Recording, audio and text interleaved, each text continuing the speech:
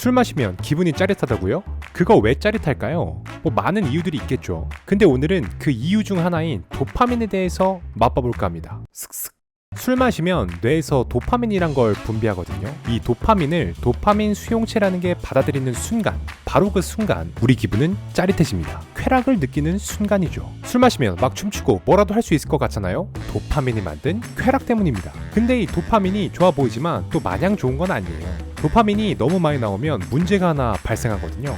도파민이 적당히 나오면 도파민 수용체 모두 정상적으로 작동합니다. 근데 많이 나오면 몸에서 도파민 수용체를 그냥 줄여버려가지고 도파민을 적게 흡수해요. 이게 마치 도파민이라는 비를 받을 수 있는 그릇을 줄여버린 거랑 같거든요. 그릇이 줄었으니 위에서 비가 좀 많이 온다고 해도 결론적으로 그릇에 모이는 물의 양은 기존과 비슷하겠죠. 우리 몸도 이걸 노리고 도파민을 받을 수 있는 수용체를 줄여버린 겁니다. 자, 그럼 여기서 문제. 수용체 양이 줄면 우리는 어떻게 될까요? 수용체가 줄어도 우리는 지난번과 같은 쾌락을 원할 겁니다. 지난번 느낀 그 쾌락 잃을 수 없잖아요. 그래서 우리는 남아있는 수용체를 최대한 활용하려고 최선을 다할 겁니다. 어떻게 최선을 다할까요? 도파민 더 만들면 되는 거죠. 수용체가 줄었어도 기존보다 많은 양의 도파민을 내보내버리는 거예요. 그럼 흡수되는 도파민의 양은 어느 정도 비슷해지겠죠? 이는 마치 비를 받을 수 있는 그릇은 줄었는데 비는 지난번만큼 채우고 싶을 때 그때와 똑같죠. 그러니 비를 더 내리게 만드는 겁니다. 누가요? 우리가요. 참 우리들 욕심 많죠? 이렇게 쾌락을 위해 도파민을 위한 행동들을 합니다. 술도 먹고 게임도 하고 뭐 그러는 거죠.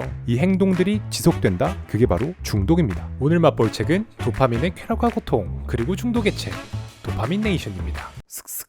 이 책을 제대로 맛보기 위해서는 딱 하나 알고 가야 하는 게 있어요. 고통을 느낄 줄 알면 중독 없는 쾌락을 누릴 수 있다. 바로 이거예요. 중독 없는 쾌락? 무슨 영생 같은 이야기를 하고 있냐고요? 그리 불가능한 이야기가 아닙니다. 양팔저울을 예시로 한번 알아보죠. 우리가 술, 게임 등등 부모님이 하지 말라는 걸 했을 때 도파민은 양팔저울 하나 들고 나옵니다. 이 양팔저울의 왼쪽 이름은 쾌락, 오른쪽 저울 이름은 고통이에요. 술을 마셔서 나오는 도파민이 수용체에 흡수되는 바로 그 순간 도파민은 쾌락 저울에 돌을 하나 올립니다. 그러면 쾌락 저울이 기울겠죠? 바로 이 기울기만큼 우리는 쾌락을 느끼는 거예요. 신기하죠? 근데 처음에 도파민 양이 늘어나면 문제 하나가 있다 했죠. 수용체가 줄어든다는 것. 그래서 같은 쾌락을 느끼려면 더 많은 도파민이 필요하다는 거예요. 이건 저울에서도 똑같아요. 쾌락 저울에 올라가는 돌의 양이 많아지잖아요. 그럼 다음번 동일한 기울기를 얻기 위해서는 더 많은 돌을 올려야 해요. 계속 마시다 보면 술 한 잔 가지고는 간에 기별도 안 오는 것 같지요. 하지만 취함의 쾌락은 포기할 수 없죠. 더 많은 술을 마십니다. 더 많이 돌을 올리려는 거죠. 그렇게 우리는 지난번과 같은 쾌락을 쟁취하는 데는 성공하지만 중독이 우리에게 점점 다가오죠. 종합해보면 기존과 같은 쾌락을 느끼기 위해서는 기존보다 더 많은 도파민이 필요하다는 것.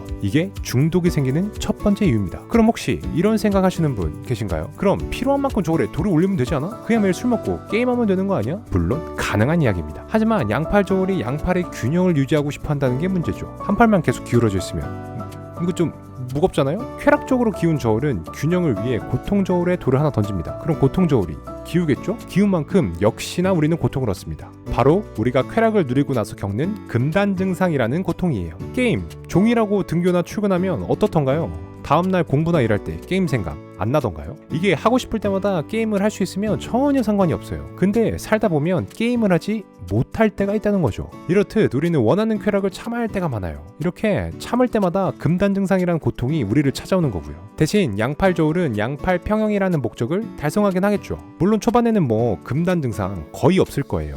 하지만 그게 문제입니다. 초반에 괜찮으니 우리는 쾌락을 누리고 나서 오는 고통을 무시해버리는 거예요. 금단 증상 그까이 거 별거 아니네 이러면서 더 큰 쾌락을 원하게 됩니다. 막상 큰 쾌락 이후에 오는 큰 고통은 견디지도 못할 거면서 말이죠. 그럼 고통을 못 견디면 우리는 어떻게 할까요? 바로 그 고통을 쾌락으로 덮어버립니다. 상황 구분 못하고 계속 게임을 하는 것이죠. 밥 먹을 때 게임하고 일할 때 게임하고 공부할 때 게임하고 시도 때도 없이 게임을 하는 거예요. 그러면 주변에서 그러겠죠. 너 중독이야. 고통을 견딜 수 없어 쾌락으로 고통을 덮는 것. 이게 중독이 생기는 두 번째 이유예요. 사람들이 마약을 끊기 어려워하는 이유 중 하나죠. 근데 여기 하나 아주 재밌는 사실이 있습니다. 쾌락 저울이 아닌 고통 저울에 먼저 돌을 올리면 어떻게 될까요? 먼저 고통 저울 쪽으로 기울 것이고 같은 저울이니까 이후에 쾌락 저울에 돌을 올려 균형을 맞추겠죠. 그럼 우리는 고통 뒤 쾌락을 느끼게 되는 겁니다. 쾌락을 먼저 느꼈을 때와 순서가 반대죠. 운동해 보신 적 있으시죠? 운동할 때는 막 고통스럽고 괴롭고 막 그렇습니다. 하지만 운동 끝나고 샤워 딱 하면 뭔가 개운하니 기분 좋지 않아요? 같은 원리입니다. 고통 뒤에 쾌락이 오는 거죠. 하지만 우리는 기본적으로 고통 느끼는 걸 싫어하잖아요. 여기 운동하고 찬물 샤워하는 거 좋아하시는 분 계실 수는 있지만 다수는 절대 아닐 겁니다. 근데 고통을 먼저 선택하면 중독에 잘 안 빠집니다. 더 많은 도파민들을 찾아다닌다? 더 큰 쾌락을 위해 더 큰 고통을 찾아야 하는데 우리가 할까요? 견디지 못할 고통을 겪어야 한다? 견딜 만큼의 고통을 겪고 나서 쾌락을 얻기 때문에 전혀 상관없습니다. 이렇게 중독이 생기는 두 가지 이유가 사라지는 거죠. 물론 예외적으로 고통을 즐기는 마조이스트 성향의 사람들이 있지만 그건 예외로 하겠습니다. 혹시 처음 했던 말 기억하시나요? 바로 고통을 느낄 줄 알면 중독 없이 쾌락을 누릴 수 있다는 것. 이제는 조금 공감이 가실지 모르겠습니다. 쾌락 이후의 고통이 아닌 고통 이후의 쾌락을 선택해 중독에서 벗어나기. 이게 바로 중독 없는 쾌락을 누리는 방법이자 오늘의 책을 맛있게 맛보기 위한 지식입니다. 슥슥. 오케이. 고통 이후의 쾌락이 좋다는 건 알겠어요. 근데 저도 고통 이후의 쾌락만 누리고 살고 싶진 않거든요. 마냥 건강한 행동만 하면서 살 수는 없잖아요. 바로 즉각적으로 쾌락 주는 것도 나름 우리들의 삶에 활력을 주니까요. 일하고 맥주 한 잔? 이거 포기 못하죠. 하지만 항상 인간의 몸은 균형을 중시해요. 너무 쾌락만을 먼저 쫓아가면 결국 우리 몸은 고통을 선사합니다. 쾌락에 중독되어 건전했던 쾌락이 일상을 망치는 통제불능 쾌락으로 바뀌는 거죠. 그래서 즉각적 쾌락도 즐기고 고통 이후의 쾌락도 즐길 필요가 있어요. 심지어 고통 이후의 쾌락을 느끼잖아요. 즉각적 쾌락을 느끼고 싶은 마음이 상대적으로 줄어들어요. 술이나 게임하고 싶을 때 찬물 샤워나 운동하면 그 생각이 좀 덜 나죠. 같은 현상입니다. 물론 쉽지 않아요. 인간에게 처음부터 고통을 선택한다는 건 쉽지 않죠. 쾌락을 먼저 선택한다는 건 어차피 자연스럽게 계속 할 거고 술도 계속 마실 거고 상대적으로 쉽습니다. 그래도 오래오래 건전하게 맥주 한잔하고 게임하고 싶다면 쾌락보다는 고통을 먼저 선택하시는 걸 추천드립니다. 아침에 일어나서 찬물 샤워도 하고 운동도 좀 하고 세상이 전부 공평하진 않아도 인간의 몸은 생각보다 공평하니까요. 이상 오늘 맛본 책은 쾌락과 고통 그리고 중독의 책 도파미네이션이었습니다.